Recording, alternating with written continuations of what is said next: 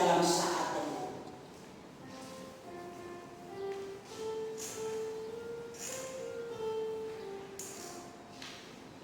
Amin. Kita angkat pujian nyanyi rohani metodis nomor 279, Hai Mari Sembah.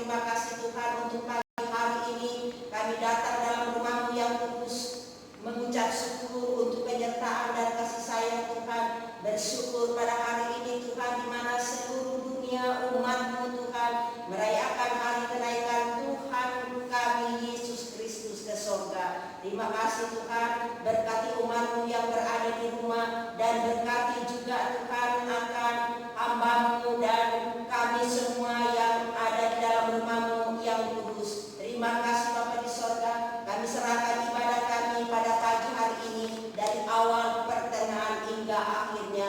Dalam nama Tuhan Yesus kami sudah berdoa dan bersyukur. Haleluya. Amin. Silakan duduk. Kita kembali memuji Tuhan dalam nyanyian rohani, segala kemuliaan.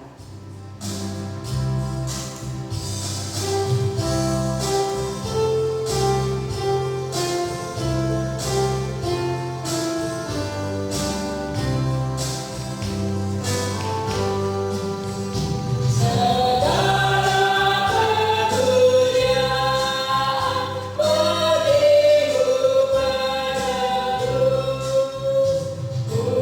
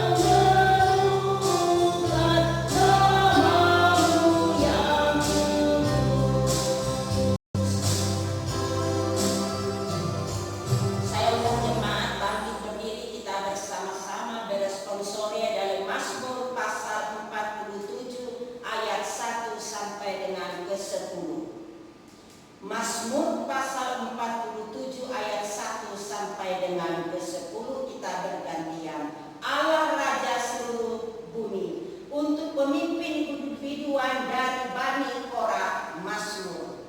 Hai segala bangsa, bertepukanlah dengan sorak-sorai Allah dengan sorak-sorai. Sebab Tuhan yang Maha Tinggi adalah dahsyat, Raja yang besar atas seluruh bumi. Dia menaklukkan bangsa-bangsa di bawah kuasa kita, suku-suku bangsa di bawah kaki kita. Ia memilih bagi kita tanah pusaka kita, kebanggaan Yakub yang dikasihinya. Allah telah naik dan diiringi sorak-sorai. Dia Tuhan itu dengan diiringi bunyi sangkakala. Bermasmurlah bagi Allah, bermasmurlah, bermasmurlah bagi Raja kita, bermasmurlah. Sebab Allah adalah Raja seluruh bumi, bermasmurlah dengan nyanyian pengajaran. Allah memerintah sebagai Raja atas bangsa-bangsa. Allah bersemayam di atas taktanya yang kudus. Sama-sama para pemuka bangsa-bangsa berkumpul, segala umat Allah Abraham, sebab Allah yang mempunyai perisai-perisai bumi, Ia sangat dimuliakan. Amin. Gloria Patri. Mulia bagi Bapa, bagi Anak secara kudus. Dari permulaannya, sekarang dan akan jadi selama-lamanya. Amin. Silakan duduk. Kita akan memberikan korban syukur kita kepada Tuhan. Nas persembahan pada pagi hari ini diambil dalam Hagai pasal 2 ayat 5 dan 6. Firman Tuhan, tetapi sekarang kuatkanlah hatimu, hai Zerubabel. Demikianlah firman Tuhan, kuatkanlah hatimu, hai Yosua bin Yosadak, imam besar. Kuatkanlah hatimu, hai segala rakyat negeri. Demikianlah firman Tuhan, bekerjalah sebab aku ini menyertai kamu. Demikianlah firman Tuhan semesta alam, sesuai dengan janji yang telah kuikat dengan kamu pada waktu kamu keluar dari Mesir. Dan rohku tetap tinggal di tengah-tengahmu. Janganlah takut. Kita angkat pujian kita, segala kemuliaan ayat 4 dan 5. Sambil kita memberikan persembahan.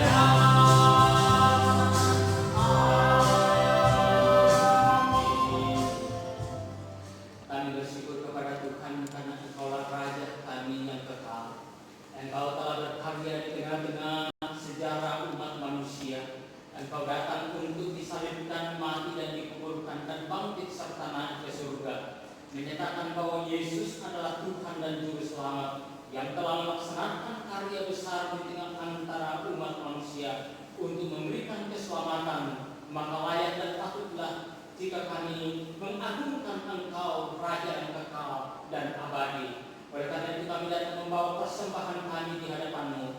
Kuduskan persembahan kami Bapa. Biarlah persembahan yang telah dibawa oleh umat-Mu, baik yang ada di sini maupun yang ada di rumah masing-masing, kiranya Engkau kuduskan agar berkenan bagi kemuliaan nama Tuhan.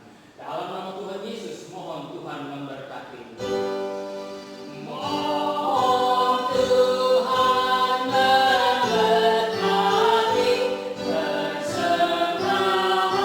kami ini, agar dapat digunakan untuk kemuliaan Tuhan.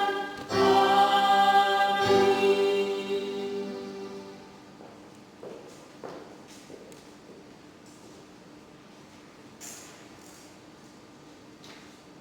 Sebelum kita masuk dalam doa syafaat, kita mengangkat pujian Puji Yesus.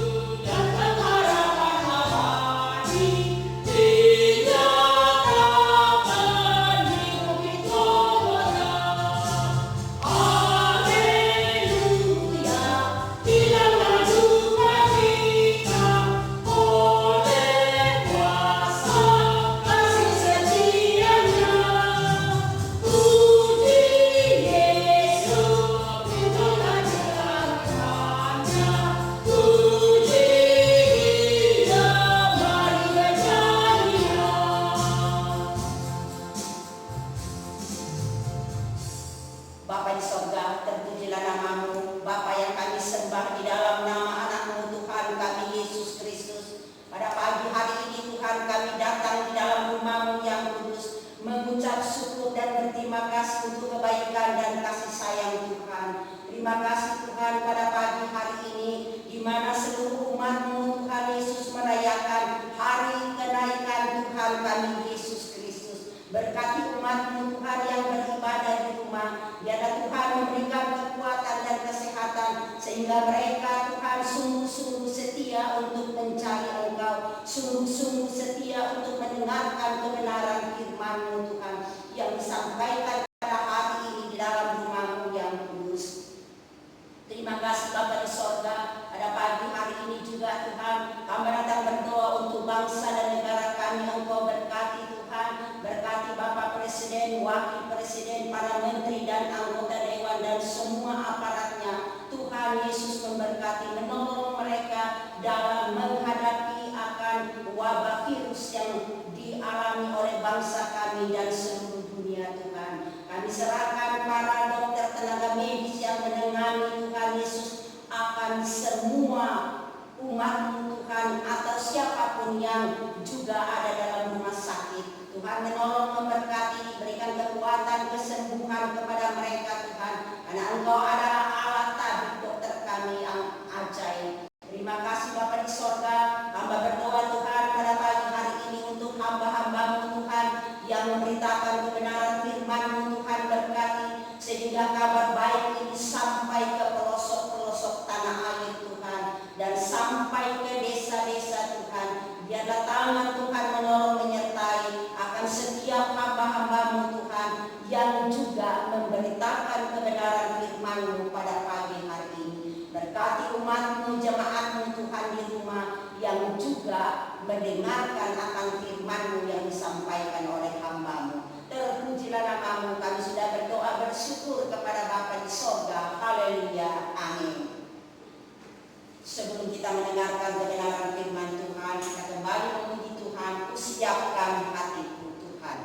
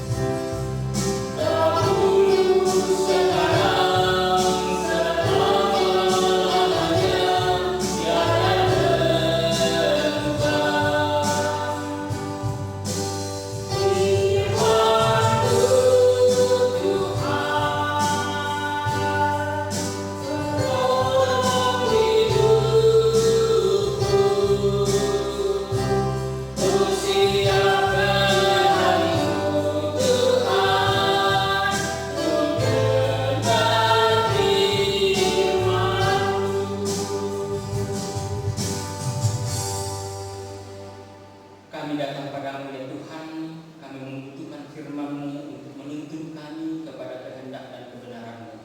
Kami sadar Bapa bahwa tanpa firman-Mu kami tidak bisa berjalan sendiri. Namun firman-Mu adalah penuntun dan pelita bagi kaki kami dan terang bagi jalan. Terima kasih Bapa, kami serahkan waktu ini tentang kasih-Mu. Biarlah Roh Kudus-Mu berbicara kepada kami masing-masing. Kebenaran firman-Mu kami akan baca dan renungkan. Dalam nama Yesus kami berdoa. Amin. Shalom Bapak Ibu, firman Tuhan hari ini sesuai dengan almanac kita diambil dari Lukas pasal 24. Lukas pasal 24 ayat 36 sampai dengan 53, demikian firman Tuhan. Lukas pasal 24 ayat 36 sampai 53. Yesus menampakkan diri kepada semua murid.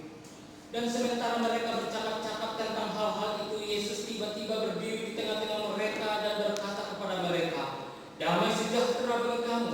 Mereka terkejut dan takut dan menyangka bahwa mereka melihat hantu. Akan tetapi ia berkata kepada mereka, "Mengapa kamu terkejut dan apa sebabnya timbul keraguan-raguan di dalam hati kamu?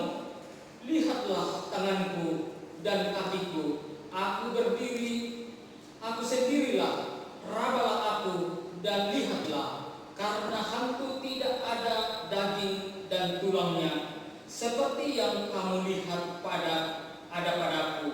Sambil berkata demikian, ia memperlihatkan tangan dan kakinya kepada mereka.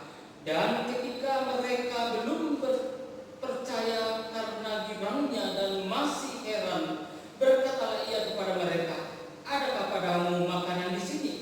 Lalu mereka memberikan kepadanya sepotong ikan goreng. Ia mengambilnya mengambilnya dan memakannya di depan mata mereka. Ia berkata kepada mereka, inilah perkataanku yang telah kukatakan kepadamu ketika aku masih bersama-sama dengan kamu, yakni bahwa harus digenapi semua yang ada tertulis tentang aku dalam kitab Taurat dan kitab Nabi-Nabi dan kitab Mazmur. Lalu ia membuka pikiran mereka sehingga mereka mengerti kitab suci. Katanya kepada mereka, ada tertulis demikian, Mesias harus menderita dan bangkit dari antara orang mati pada hari yang ketiga, dan lagi dalam namanya berita tentang pertobatan dan pengampunan dosa harus disampaikan kepada segala bangsa mulai dari Yerusalem. Kamu adalah saksi dari semuanya ini, dan aku akan mengirimkan kepadamu apa yang dijanjikan Bapakku, tetapi kamu harus tinggal di dalam kota ini sampai kamu diperlengkapi dengan kekuasaan dari tempat tinggi. Lalu Yesus membawa mereka keluar kota sampai dekat Betania. Di situ ia mengangkat tangannya dan memberkati mereka.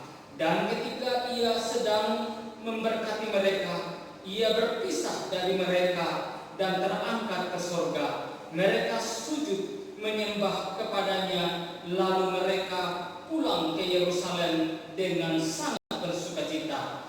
Mereka senantiasa berada di dalam bait Allah dan memuliakan Allah. Amin. Sedemikian jauh pembacaan firman Tuhan. Berbahagialah kita membaca dan merenungkan akan firman Tuhan. Bapak Ibu yang dikasihi oleh Tuhan kita Yesus Kristus, tema kita pada hari ini adalah kamu adalah saksi dari semua ini. Kamu adalah saksi dari semuanya ini. Bapak Ibu yang dikasihi oleh Tuhan kita Yesus Kristus, kalau kita memperhatikan bagaimana kesaksian daripada kitab Kisah Para Rasul pasal 1 ayat 1 sampai 11 di sana, bagaimana kita menyaksikan tentang Yesus naik ke surga.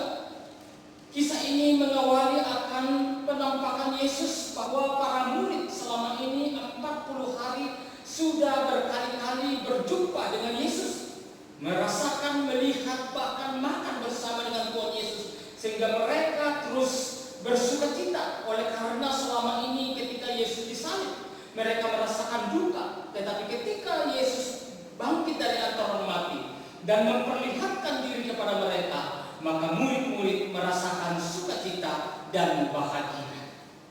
Namun mereka belum begitu banyak paham tentang kitab suci. Oleh karena itu di dalam menit-menit atau di saat-saat terakhir mereka akan berpisah secara jasmani dengan Yesus, di mana Yesus akan naik ke surga. Di dalam kitab Lukas pasal 24 ayat 36 sampai dengan 53 pembacaan kita pada hari ini, bagaimana kita melihat bahwa Yesus menampakkan diri kepada murid-muridnya untuk mempertegas kembali tentang bagaimana mereka dipersiapkan oleh Yesus untuk mereka bisa menjadi saksi. Para rasul atau para murid yang akan melanjutkan kisah pelayanan daripada Yesus, di mana mereka menyaksikan tentang kisah kenaikan Yesus ke surga. Tuhan Yesus membuka pikiran mereka bahwa para murid agar mereka mengerti tentang kitab suci. Karena di dalam pembacaan kita tadi bagaimana mereka belum paham tentang kitab suci. Oleh karena itu mereka dijelaskan lagi oleh Yesus bahwa ada tertulis demikian, bahwa Mesias harus menderita, bangkit dari antara orang mati, dan pada hari yang ketiga, maka berita tentang pertobatan dan pengampunan dosa harus disampaikan kepada segala bangsa, mulai dari Yerusalem. Oleh karena itu para murid mempunyai tugas yang menjadi saksi atas semua peristiwa yang telah mereka saksikan ketika mereka bersama-sama dengan Yesus.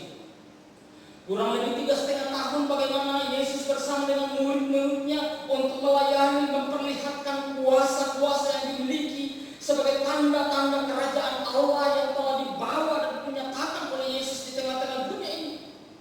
Umat manusia merasakan dan melihat bagaimana kuasa kerajaan dan kuasa Allah itu dinyatakan oleh Yesus di hadapan para murid.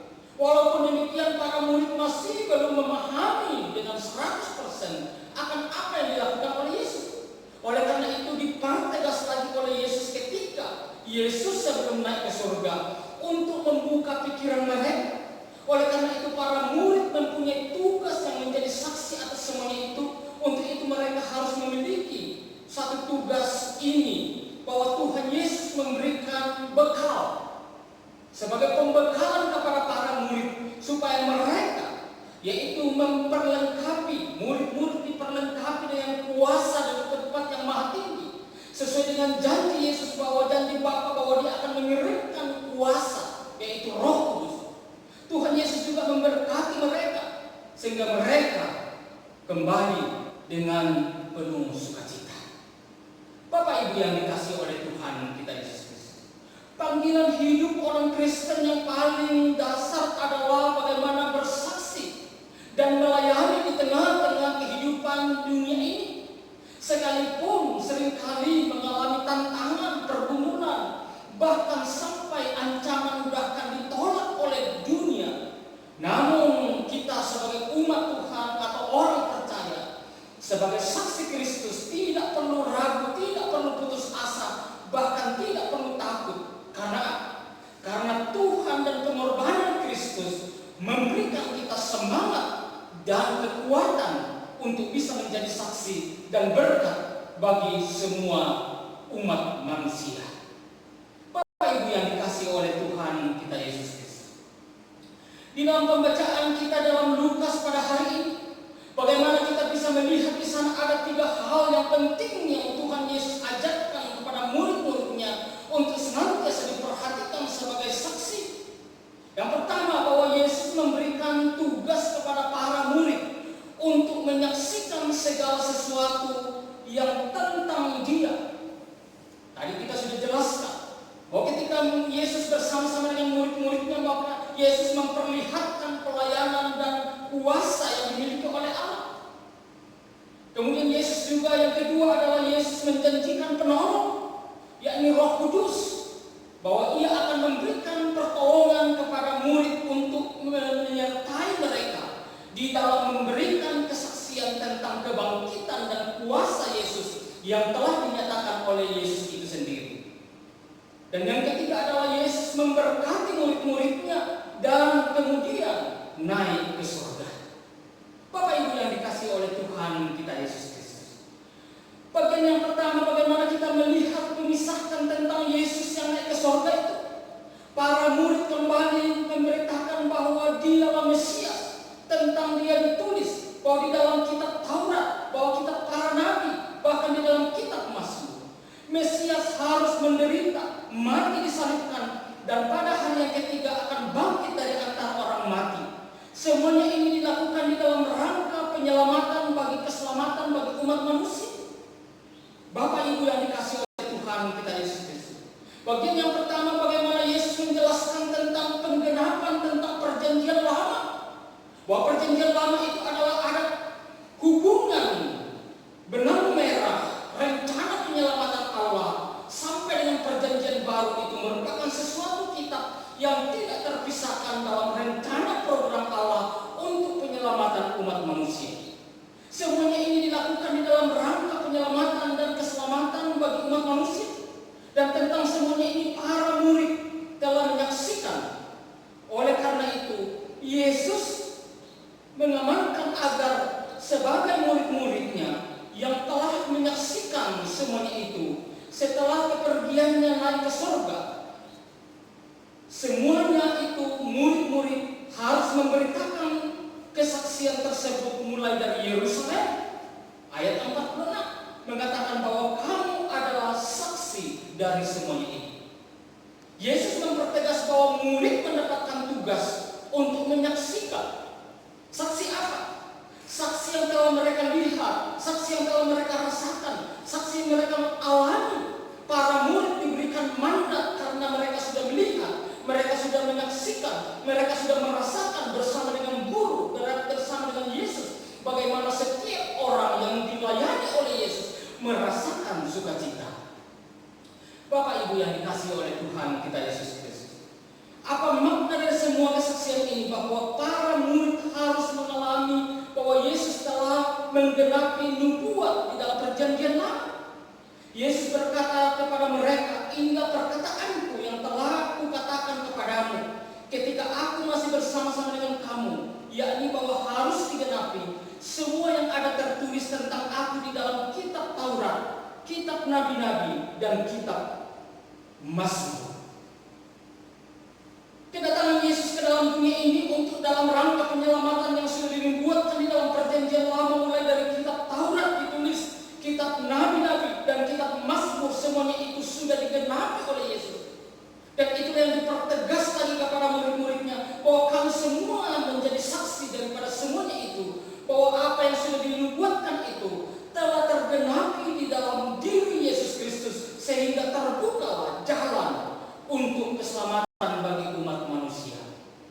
Bapak Ibu yang dikasihi oleh Tuhan kita Yesus Kristus, karya-karya kehidupan Yesus, kesengsaraan Yesus, kematian Yesus, bahkan kebangkitan dan kenaikan Yesus itu adalah sesuatu hal yang perlu dipahami secara suatu rencana penyelamatan Allah yang telah dahulu diberitakan oleh para nabi dalam perjanjian lama. Oleh karena itu, penyataan nubuat Allah yang diberitakan oleh para nabi pada zaman dahulu akhirnya tercapai puncaknya di dalam diri Yesus Kristus melalui karya Allah di atas kayu salib itu. Konteks ini Yesus menyatakan bahwa harus digenapi semua yang tertulis tentang aku atau tentang Yesus di dalam kitab Taurat, kitab nabi-nabi, dan Mazmur. Yesus menyadari bahwa dirinya merupakan klimaks dari puncak seluruh pernyataan Allah, sehingga nubuat para nabi, perjanjian lama digenapi di dalam Yesus. Makna menggenapi berarti bahwa Yesus memulihkan kembali maksud Allah untuk sesungguhnya, sebab hati umat tentang mengenal kebenaran Allah membebaskan. Karena itu Yesus membuka mata rohani pikiran para murid untuk mengenal makna kitab atau perjanjian lama, supaya pikiran mereka, sehingga mereka dapat melihat, mengerti tentang apa yang tertulis dalam kitab suci itu. Bapak Ibu yang dikasihi oleh Tuhan kita Yesus Kristus, itu yang pertama, bahwa Yesus membuka pikiran mereka tentang apa yang sudah dinubuatkan dalam perjanjian lama. Yang kedua, murid-murid harus memahami bahwa selama ini mereka telah bersama-sama dengan Yesus Sang Mesias. Untuk itu, mewujudkan suatu pertobatan dan pengampunan dosa. Yesus telah berkarya secara nyata. Yesus hadir bagi mereka yang sakit, tersisih, kaum pinggiran, orang-orang yang tertindas, orang-orang sebagai yang dibuang. Tetapi kehadiran Yesus di dalam rangka mewujudkan kerajaan Allah. Untuk itu kamu adalah saksi semuanya ini. Inilah panggilan Yesus supaya para murid menyaksikan kabar gembira kepada semua orang. Nilai-nilai kerajaan Allah, yakni keadilan dan kemanusiaan, damai sejahtera, dan keutamaan daripada ciptaan Tuhan itu telah dinyatakan di dalam Yesus Kristus. Bapak Ibu yang dikasihi oleh Tuhan kita Yesus Kristus, hal inilah yang menunjukkan bahwa berita tentang pertobatan dan pengampunan dosa di dalam diri Yesus Kristus itu sudah terbuka lebar di tengah-tengah dunia ini. Berita pertobatan itu akan disampaikan mulai dari Yerusalem sampai ke ujung bumi. Mengapa? Dalam namanya. Pertama, bahwa karena dalam namanya ada kuasa yang menolong orang untuk menyesali dosa-dosanya dan kembali dalam pertobatan kepada Allah. Yang kedua, karena hanya dalam namanya pengampunan dosa dan berita bagi siapa yang menyesali dan bertobat untuk bisa kembali diselamatkan oleh karya Allah di atas kayu salib. Berita kebangkitan Yesus bukanlah suatu berita yang harus dirahasiakan atau disembunyikan atau ditambah-tambah dan dikurangi, melainkan berita itu adalah berita yang harus disaksikan di seluruh muka bumi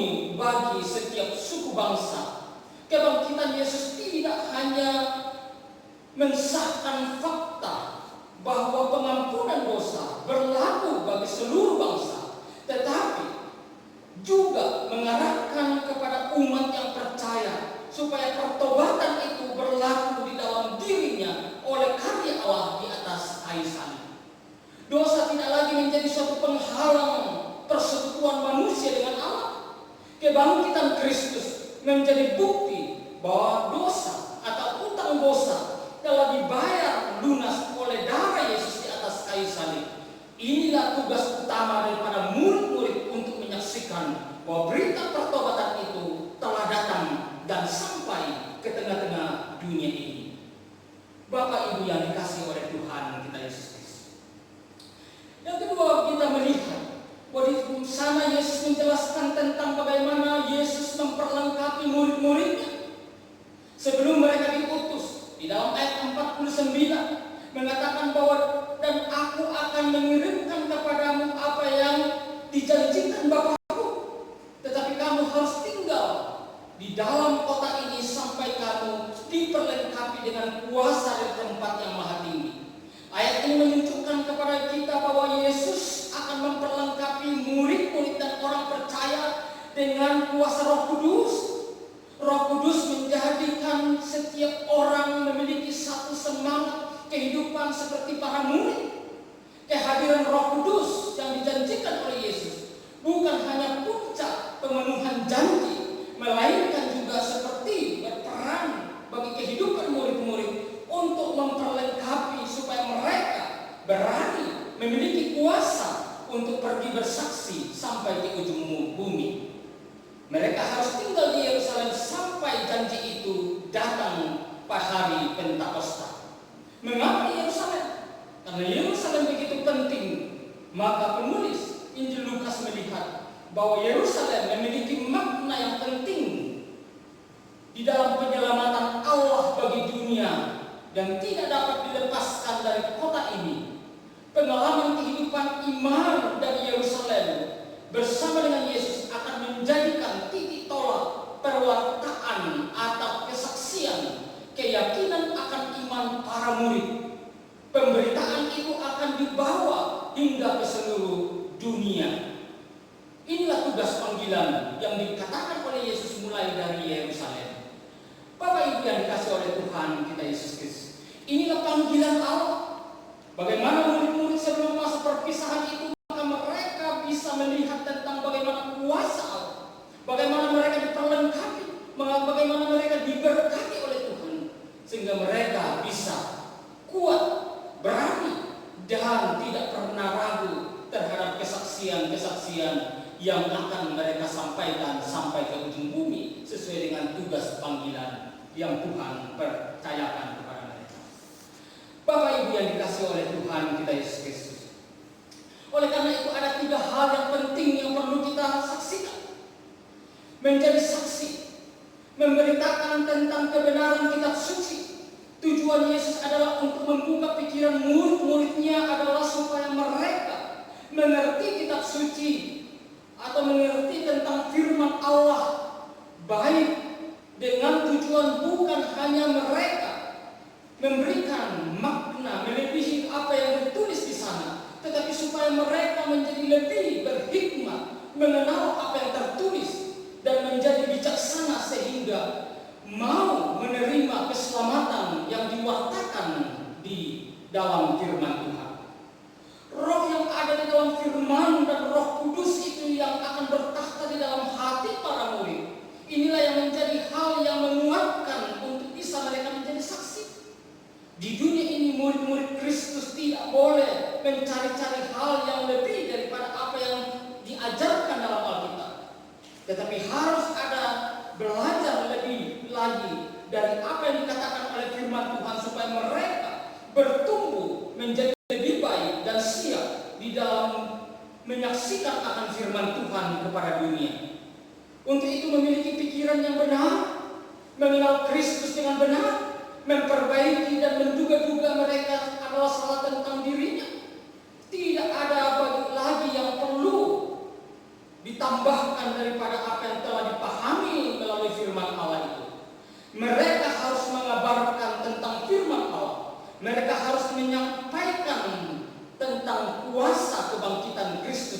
dalam perjanjian baru, sebagaimana yang telah dituliskan mulai daripada perjanjian lama sampai memiliki benang merah sampai kepada perjanjian baru. Itulah kesaksian-kesaksian yang harus dipahami oleh para murid dan orang percaya untuk bisa menjadi saksi yang lebih efektif di tengah-tengah dunia ini. Yang kedua, menjadi saksi supaya bertobat. Bertobat itu merupakan sesuatu hal yang penting karena tujuan kesaksian itu adalah supaya setiap orang bisa bertobat dan meninggalkan akan dosanya dan kembali kepada Allah. Bertobat berarti berpaling ketika selama ini tidak peduli dengan Allah, tetapi ketika dia bertobat maka dia menyerahkan diri kepada Allah sebagai satu bentuk penyerahan dan kepercayaan penuh kepada Allah. Bapak Ibu yang dikasih oleh Tuhan kita Yesus Kristus, bertobat berarti kembali, balik arah dan berubah pikiran. Jadi bertobat itu adalah kondisi saat manusia berubah pikiran, balik dan kembali ke arah yang sesuai dengan apa yang Tuhan inginkan di dalam kehidupan kita. Tujuan daripada kesaksian itu adalah supaya mempertobatkan orang kembali kepada Allah, kembali kepada firman Tuhan. Jadi pertobatan dari dosa harus disampaikan oleh karena darah Kristus, oleh karena kematian Kristus itu menjadi dasar daripada pertobatan seseorang untuk bisa kembali kepada Allah. Pertobatan tanpa Kristus maka semuanya adalah sia-sia. Pertobatan tanpa karya Allah di atas kayu salib maka semuanya itu tetap menjadi omong kosong. Karena dasar pertobatan itu adalah pengorbanan Yesus di kayu salib yang memungkinkan kita bisa dosa kita diampuni dan bisa dipakai oleh Allah di dalam kehidupan kita. Bapak Ibu yang dikasihi Tuhan, itulah yang kedua. Saksi berarti membawa pertobatan kembali kepada Allah untuk meninggalkan dosa dan menyerahkan diri kepada Allah untuk dipimpin oleh Allah 100% di dalam kehidupannya. Yang ketiga, menjadi saksi, mengampuni. Yesus menjanjikan dengan Roh Kudus bahwa di atas murid-muridnya Roh Kudus akan menolong mereka di dalam menjalani tugas sebagai saksi. Dan yang tidak kalah penting daripada kehadiran Roh Kudus adalah bahwa kuasa untuk mengampuni dosa, kuasa ini hanya datang dari Roh Kudus yang diberikan kepada umat manusia oleh Yesus Kristus. Mengampuni di sini bukan berarti bahwa kita dapat menggantikan posisi Yesus. Hanya Yesus saja yang dapat mengampuni dan menyelamatkan orang dari dosanya. Akan tetapi di dalam kuasa Roh Kudus kita dapat menjamin pengampunan itu bagi setiap orang yang menyerahkan diri kepada Allah. Lebih-lebih di tengah-tengah masyarakat dan yang menganut ajaran-ajaran yang berbeda atau budaya, dengan gigi, dengan penutan tangan, bahkan gigi ganti gigi, mata ganti mata, tetapi di dalam Kristus ada pengampunan, ada belas kasihan, ada kasih. Bapak Ibu yang dikasih oleh Tuhan kita Yesus, semua hukum peradilan di tengah-tengah kehidupan dunia ini, di mana paradigma saling membalas, jikalau dibiarkan terus, maka makin lama permusuhan dan kebencian itu akan semakin besar dan semakin merajalela. Untuk itulah berita tentang kesaksian Kristus adalah berita tentang belas kasihan daripada Allah.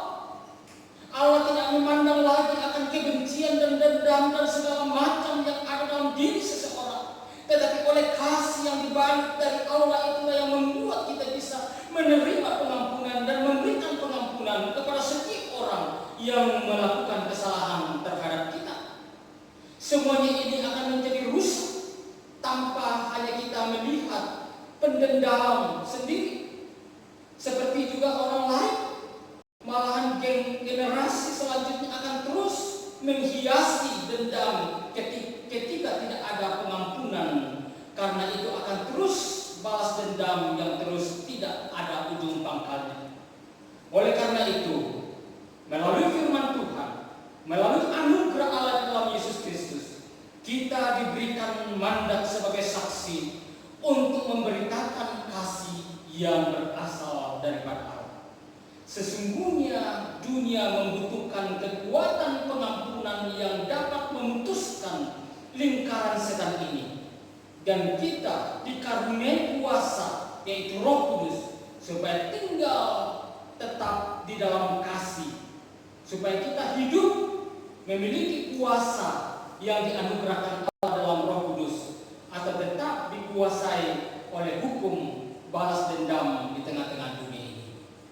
Bapak Ibu yang dikasihi oleh Tuhan kita Yesus, saksi Kristus berarti kita saksi untuk memberitakan tentang anugerah Allah dalam Yesus Kristus. Saksi Kristus berarti memberitakan tentang kebenaran firman Tuhan yang sudah dinyatakan oleh Allah. Saksi Kristus berarti memberitakan tentang berita pengampunan dan kasih agape yang Tuhan sudah nyatakan. Dan kasih itu hanya bisa kita lakukan oleh karena pertolongan daripada Roh Kudus. Itulah tugas panggilan kita sebagai gereja di tengah-tengah dunia. Saksi Kristus bukan berarti hanya saksi sekedar kelihatan melayani, tetapi saksi adalah hidup memuliakan Tuhan, hidup mengutamakan Kristus, dan hidup benar di hadapan Allah. Menjadi berkat bagi semua orang. Terpujilah nama Kristus. Jadilah saksi sesuai dengan harapan Tuhan. Amin. Mari kita berdoa. Tuhan, terima kasih untuk firman-Mu pada pagi hari ini. Kami bersyukur oleh karena karya yang luar biasa. Melalui firman-Mu kami boleh melihat kuasa di mana Engkau memilih dan memanggil kami untuk menjadi saksi di tengah-tengah dunia ini. Ajar kami Tuhan supaya kami benar-benar menjadi saksi yang benar. Kami telah mengecap kebenaran firman-Mu. Oleh karena itu, kuatkan kami dengan kuasa Roh Kudus-Mu, agar kami di tengah-tengah tantangan dunia, di tengah-tengah penolakan dunia, bahkan di tengah-tengah saksi palsu di tengah-tengah dunia ini, kami boleh tetap menjadi saksi kebenaran daripada firman-Mu. Bantu kami, dalam nama Yesus kami berdoa. Amin. Mari kita menutup ibadah kita dengan memuji Tuhan dan nyanyian Masyurkan Kerajaan.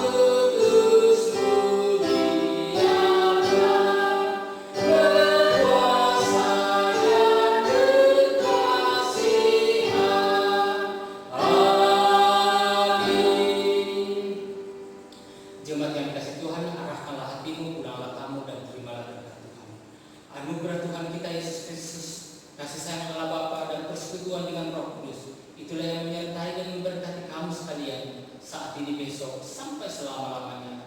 Amin.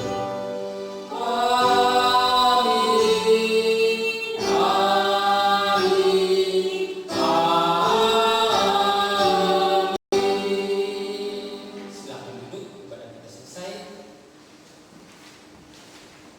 Untuk warta jemaat, Minggu tanggal 24 khotbah akan disiarkan langsung dari wilayah, jadi tidak ada rekaman, tetapi akan kita ikuti khotbah daripada Bapak Bishop dalam rangka ibadah hari Minggu dan Aldes Gate. Demikian warta jemaat, Tuhan memberkati.